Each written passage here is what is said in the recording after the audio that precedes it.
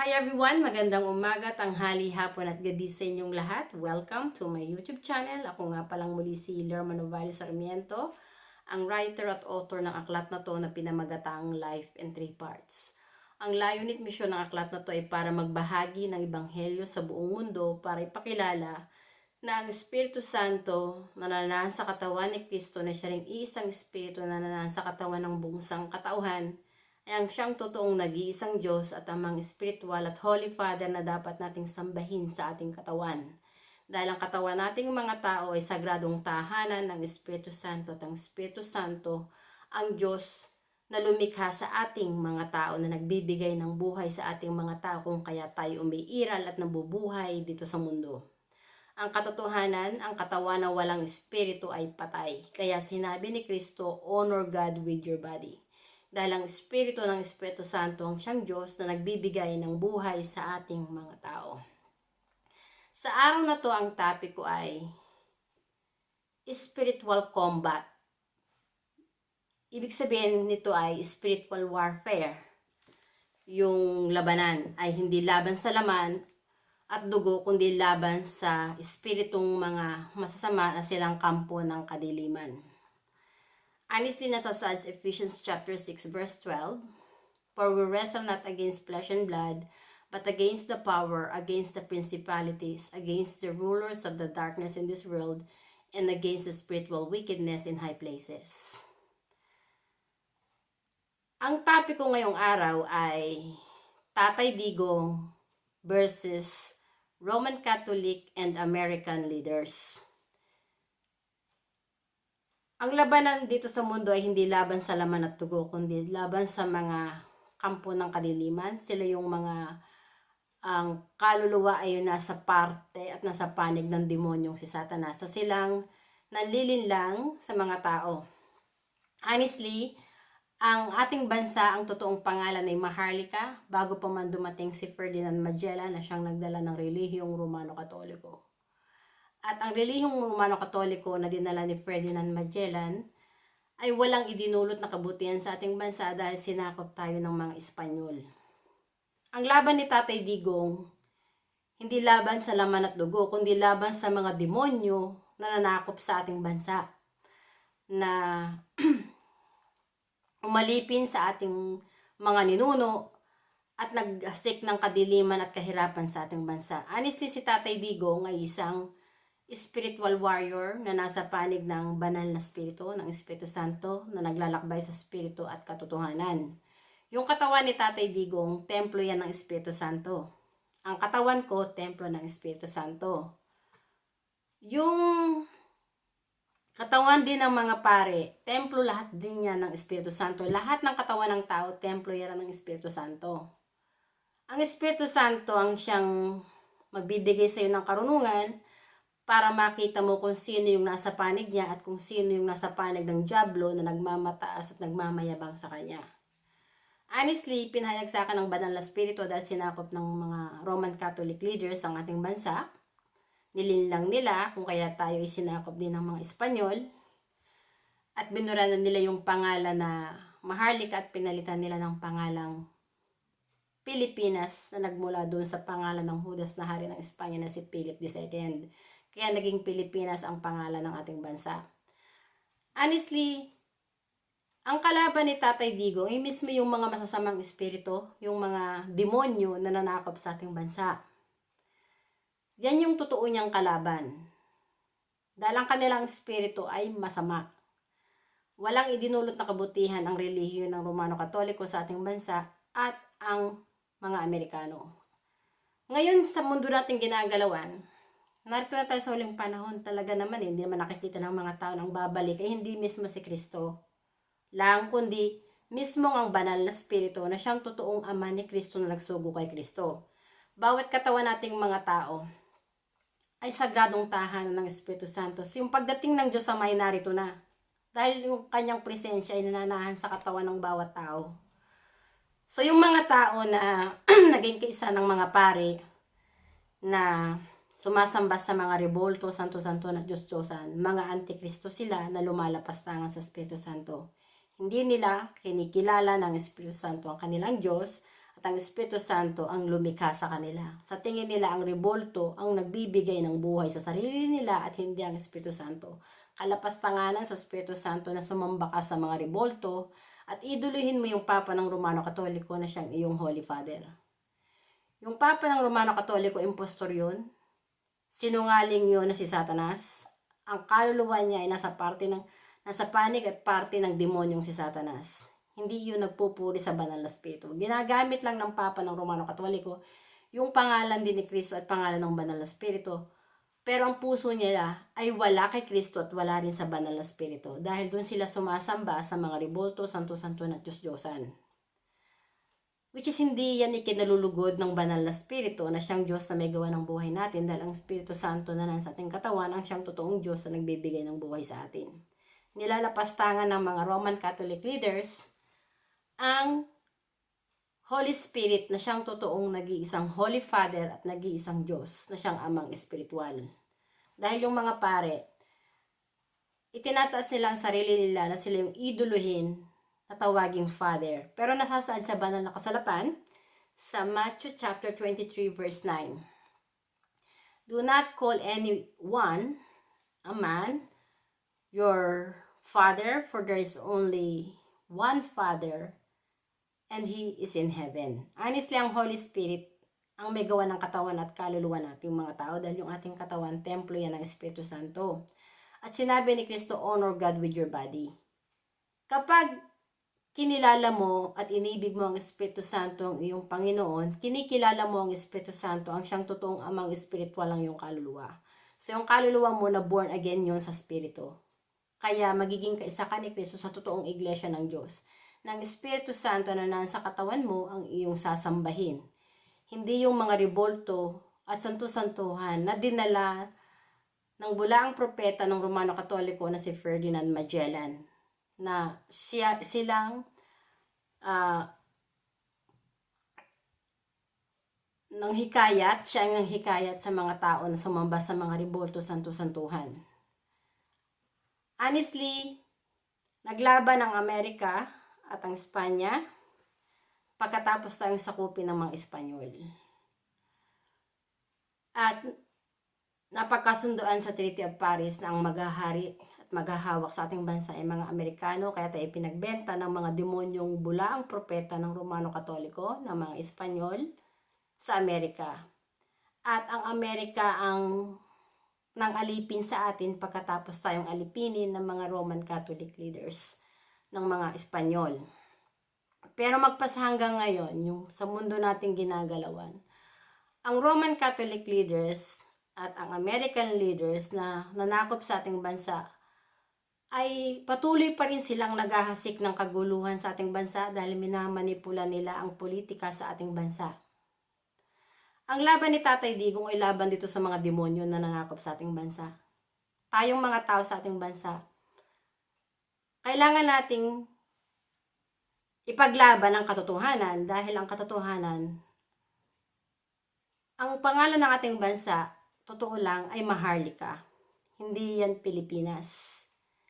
Bago pa man dumating ang demonyong bulaang propeta ng Romano Katoliko na si Ferdinand Magellan na siyang nagdala ng relihiyong Romano Katoliko sa ating bansa, ang ating bansa ay naging tanyag muna, naging kilala, na naging sentrong pangkalakalan ng pandaigdigan.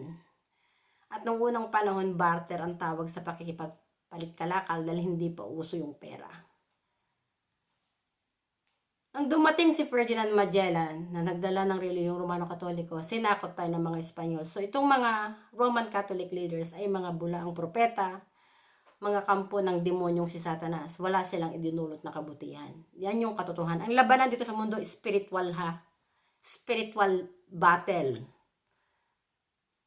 Ang laban ni Tatay Digong hindi laban sa laman at tugo, kundi laban sa mga demonyo na nanakop sa ating bansa. Which is yun din ang laban ko. Para isampal ko ang katotohanan doon sa mga nanakop sa atin na sila yung mga kampo ng kadiliman, sila yung mga anak ng demonyong si Satanas na lumalapastangan sa Espiritu Santo.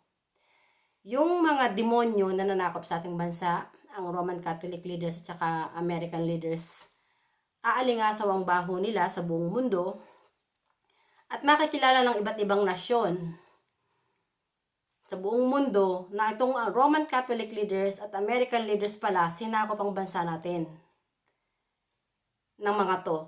At sinikil nila ang kalayat kapayapaan sa ating bansa. At magpasa hanggang ngayon, ang itong mga demonyong to, hindi tumitigil ang Roman Catholic at saka ang American leaders sa pagmamanipula, pagdidikta, at pagpapahirap sa ating bansa. Dahil gusto ng Amerika at ng Roman Catholic leaders na lingkisin yung ating bansa, yung mga tao sa ating bansa na wag makalaya. Pero ang Espiritu Santo, yung banal na Espiritu, yung Diyos na nagbibigay ng buhay sa akin, ang siyang tumawag sa akin para magpahayag ng katotohanan. Yung mga tao na magsisisi, tatalikod sa paggawa ng masama, at ang Espiritu Santo ang kanilang sasambahin na kanilang Holy Father na mga spiritual ay patatawarin ng Espiritu Santo ang kanilang kasalanan at ang kanilang kaluluwa ay maliligtas na huwag mapunta sa impyerno. Pero yung mga naging kaisa ng demonyong si Satanas, katulad ng Roman Catholic leaders at ng American leaders na nanakop sa ating bansa, sila yung lulupigin ng Espiritu Santo. So itong Roman Catholic leaders at saka ang American leaders, honestly bilang ng mga araw nila. Yung mga dilawan na kumampi sa mga Roman Catholic leaders at American leaders na nanakop sa ating bansa ay mga kampo ng kadiliman. Sila yung mga naging kaisa ng demonyong si Satanas. Ang kanilang puso ay malayo sa Espiritu Santo. Hindi sila naglalakbay sa Espiritu at katotohanan dahil uhaw at gutom sila sa power. Kasi gusto nila sila yung naghahari. Ang puso nila ay nasa demonyong si Satanas. Pero walang sino mang tao kahit pa man ang demonyong si Satanas, wala siyang power laban sa Holy Spirit. Dudurugin ng Holy Spirit ang mga taong lumalapastangan sa Kanya. Katulad ni Satanas. Narito na tayo sa huling panahon. Ang labanan dito ngayon sa ating mundo ay spiritual warfare. Si Tatay Digong ay isang espiritong mabuting mandirigma na kumakalaban sa mga demonyo na nanakop sa ating bansa. Si Tatay Digong ay hero, anghel ng Espiritu Santo. Ang Roman Catholic leaders na napadpad sa ating bansa at ang mga Amerikano ay mga demonyo na nasa panig ng demonyong si Satanas. Na silang masasamang damo na nanakop sa ating bansa. Ito yung katotohanan. At hanggat nabubuhay ako, hindi ako titigil na sundin ang kautusan ng banal na Espiritu ng Espiritu Santo na nasa aking katawan, na ipakilala siya na siya lang ang nag-iisang Diyos, na amang spiritual at Holy Father na dapat sambahin. Honestly, yung si Bongbong Marcos at saka yung Pope ng Roman Catholic, yan ang dalawang matitira, pinakahuli na magiging Pope at Presidente na masama dito sa mundo. Yung mga simbahan ng Roman Catholic dyan sa ating bansa, gigibain yan ng taong bayan. Dahil walang idinulot na kabutihan ang relihiyong Romano-Katoliko na dinala ni Ferdinand Magellan. So, itong mga tao, magbabalik loob sa Espiritu Santo, hihingi sila ng kapatawaran sa Espiritu Santo, at yung mga masasama nilang ginagawa tulad ng pagsamba sa mga rebolto, santo-santo at Diyos-Diyosan, hindi na nila yan gagawin. Dahil pag ginawa nila yan, pag namatay sila, wala silang puwang sa langit. Hindi sila patatawarin ng Espiritu Santo. Dahil ang Espiritu Santo lang ang totoong Diyos na may hawak ng buhay nating mga tao. Kaya sinabi ni Kristo, ang kasalanan na walang kapatawaran ay kapag nilapastangan mo ang Espiritu Santo at hindi lahat ng tumatawag sa Diyos ay maliligtas. Honestly, ang mga Roman Catholic leaders na tumatawag sa Diyos, ang tinatawag nilang Diyos ay hindi ang Espiritu Santo, kundi ang demonyong si Satanas. Yun ang kanilang Diyos. Kaya walang common sense ang Diyos ng mga pare dahil ang sinasamba nila ay rebulto, santo-santuhan at Diyos-Diyosan. Hindi nila sinasamba sa katawan nila ang Espiritu Santo na siyang totoong Diyos na nagbibigay ng buhay sa sarili nila. Mga antikristo sila na lumalapastangan sa Espiritu Santo. Ang Amerika, naging mapagmataas at mayabang din sa banal na spirito dahil ang sinasamba ng Amerika ay ang kanilang dolyar.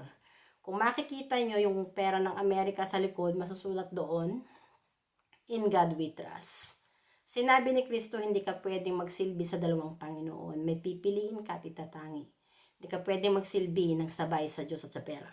Honestly, ang Espiritu Santo na nasa aking katawan, ang aking Diyos Ama na sinasamba, ang Holy Father na siyang gumigising sa akin at nagbibigay ng buhay sa akin. At hanggat binibigyan ako ng panahon ng Espiritu Santo na manatili dito sa mundo, nagampanan ko yung naging trabaho ni Kristo na ipakilala ang Espiritu Santo, ang nag-iisang Holy Father na dapat sambahin ng mga tao sa katawan nating mga tao. At kapag ang mga tao ay nagsisinat, nagbalik loob sa Espiritu Santo, natapos na yung mission ko, kung bawiin na ng Holy Spirit yung buhay na piniram sa akin, I'm ready to go. Dahil tapos na yung mission ko. Ang mission ko ay ang sumunod sa yapak ni Kristo.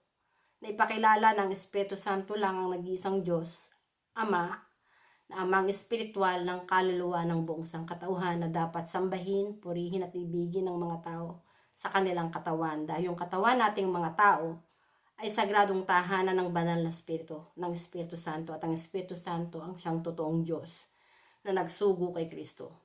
Ay siya ring nag-iisang Diyos na nananahan sa ating katawan. Ang pagdating ng Diyos Ama ay narito na dahil nananahan siya sa ating katawan. Kaya sinabi ni Kristo yung sa kanyang mga aral na the coming of the kingdom of God is not something that you can observe, nor will people say here it is or there it is, because the kingdom of God is in our midst. Nasa ating katawan ang presensya ng Espiritu ng Diyos na siyang nagbibigay ng buhay sa atin, na siyang dapat nating sambahin. Hindi yung mga ribolto, santo-santuan at Diyos-Diyosan. Ang ribolto, santo-santuan at Diyos-Diyosan, hindi yan ang nagbibigay ng buhay sa ating mga tao, kundi mismo ang Espiritu ng Espiritu Santo. Ang nagbibigay ng buhay sa ating katawan at kaluluwa.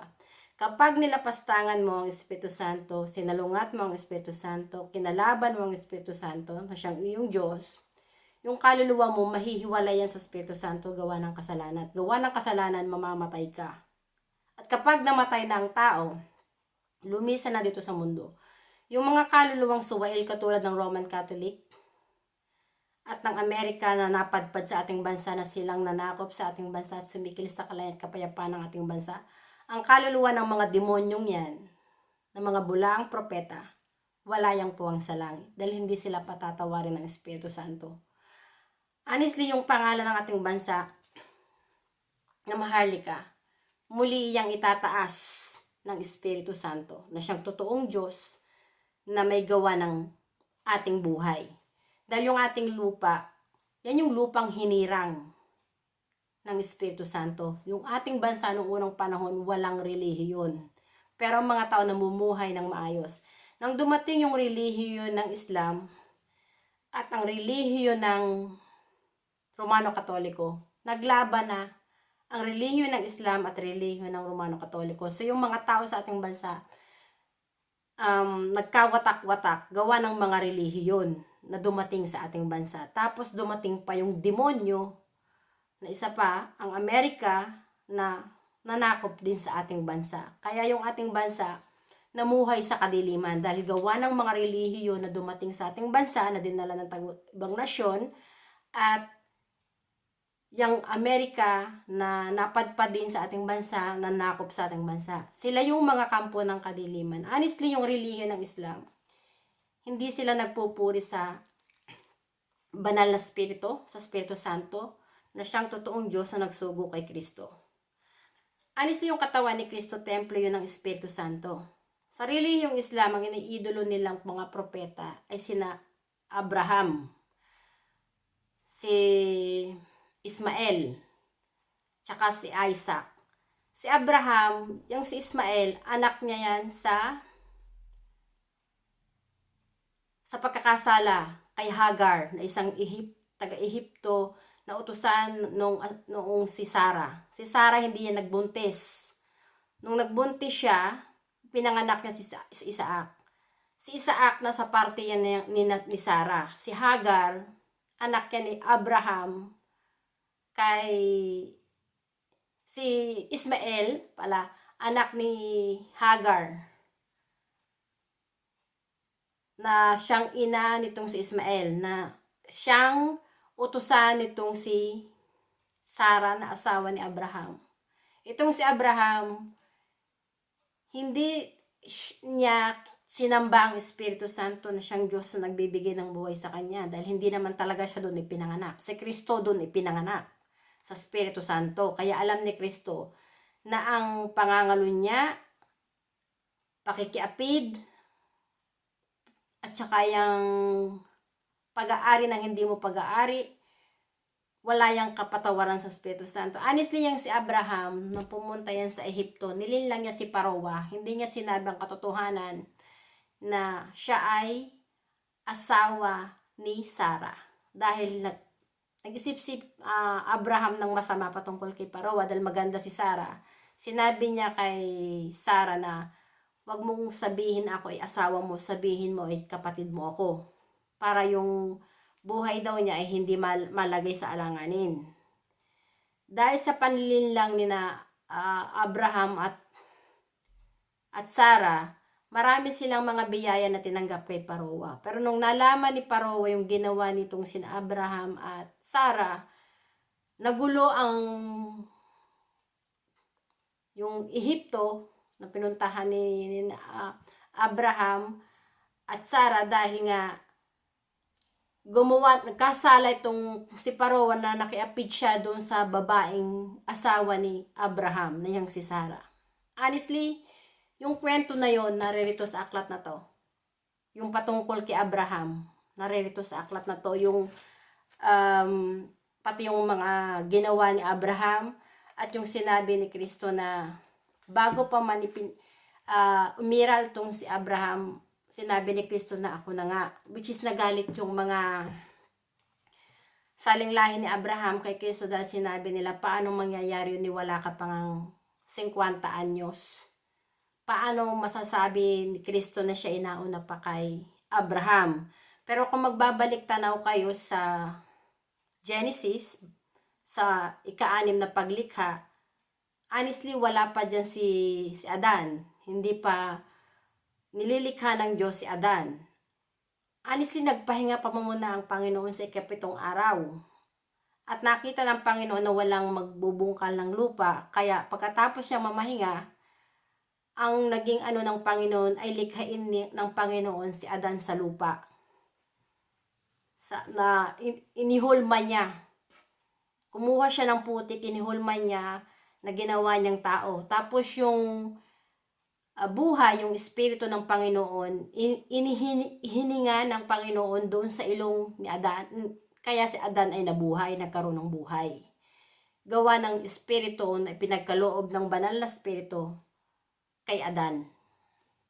Si Kristo, nung sinabi ng Panginoon na lilikhain natin ang tao, lalaki at babae, nakawangis natin, si Kristo ay kasama na ng Diyos Ama. Kaya sinabi ni Kristo sa mga yung saling lahi ni Abraham na bago pa man umiral si Abraham ay ako na nga. Nauna na si Kristo kay Abraham. Dahil si Kristo, ipinanganak siya sa Espiritu ng Espiritu Santo. Si Kristo ay Diyos, anak siya ng Espiritu Santo dahil ang Espiritu Santo ay Diyos. Si Abraham, nanggaling yan kina Eva at Adan, sa alabok siya nagmula. So si Adan, bago pa man umiral si Adan, si Kristo'y kasama na ng Diyos Ama. Which is ang nagbibigay ng karunungan sa akin ay hindi ko makukuha yon kung hindi ako binigyan ng karunungan ng Espiritu Santo na nasa katawan ko. Yung katawan ni Kristo, templo ng Espiritu Santo. Yung katawan ni Daniel, yung propeta Daniel, na yung yung kanyang katawan sa mga leon, honestly, templo rin yun ng Espiritu Santo. Nung nanalangin si Daniel sa Panginoon, sinugo ng Panginoon yung kanyang mga anghel na yung mga leon ay maging maamo. Kaya si Daniel hindi namatay. Lahat tayong mga tao, ang ating katawan ay templo ng Espiritu Santo. Yung mga demonyo, yung mga hari na naging demonyo sa kapwa nila, tulad niyang si Philip II ng Espanya, na sinakop niya yung ating bansa, inalipin niya yung mga tao sa ating bansa, pinalitan niya ng pangalang Pilipinas yung pangalang Maharlika. honestly, yung katawan ng demonyong yun, sagradong tahanan ng Espiritu Santo. So, ang Espiritu Santo, alam niya na ang puso ng hari na yun, na nanakop sa ating bansa, na si Philip II, na bumura sa pangalan ng ating bansa, na Maharlika, ay nasa panig ng demonyong si Satanas, wala sa kanya. Honestly, ang Espiritu Santo ang nagbibigay ng buhay sa atin. Ang Espiritu Santo ang babalik para bawiin yung buhay na ipinaram sa atin. Kung tayo hindi tayo sasamba, magpupuri at iibig sa Espiritu Santo, hindi tayo patatawarin ng Espiritu Santo at hindi rin tayo kikilalanin ng Espiritu Santo na anak niya, na kapatid ni Kristo sa Espiritu. Dahil yung ating kaluluwa, hindi yan ipinanganak sa Espiritu. Kung hindi ka nagpuri at sumamba sa Espiritu Santo, hindi mo maanuwa na sa Espiritu Santo nagmula yung kaluluwa mo. Dahil dito sa mundo, yun yung demonyong si Satanas, espiritu rin yun. Dati yung anghel ng Diyos. So kapag hindi mo nakilala at hindi mo kinilala ng Espiritu Santo ang iyong Diyos Ama, ang sasambahin mo yung kaaway ng Espiritu Santo na lumalapastangan sa Espiritu Santo. At yun na yung demonyong si Satanas. Honestly, ang kalaban ni Tatay Digong ay yung mga bulaang propeta ng Romano Katoliko na dinala ni Ferdinand Magellan at ang mga Amerikano na nanakop sa ating bansa. Sila yung mga kampo ng kadiliman. Ako bilang tagapagsalita ng Espiritu Santo at yung katawan ni Tatay Digong ay templo ng Espiritu Santo. So, umaayon ang Espiritu Santo kay Tatay Digong dahil si Tatay Digong ay naglalakbay na may pagpapahalaga sa spirito at katotohanan at sa kaluluwa ng kanyang kapwa. Ang mga nanakop sa ating bansa, ang Roman Catholic at ang Amerika ay mga demonyo na nasa panig ng demonyong si Satanas, mga kampon sila ng katiliman at tapos na yung kanilang paghahari-harian. Dahil lalabas ang katotohanan na ang mga Amerikano at ang Roman Catholic na nanakop sa ating bansa ay silang mga ulupong na sugo ng demonyong si Satanas na nanakop sa ating bansa, ang silang mga kampon ng kadiliman. Maraming salamat sa inyong pakikinig at hanggang sa muli. Bye! Thank you!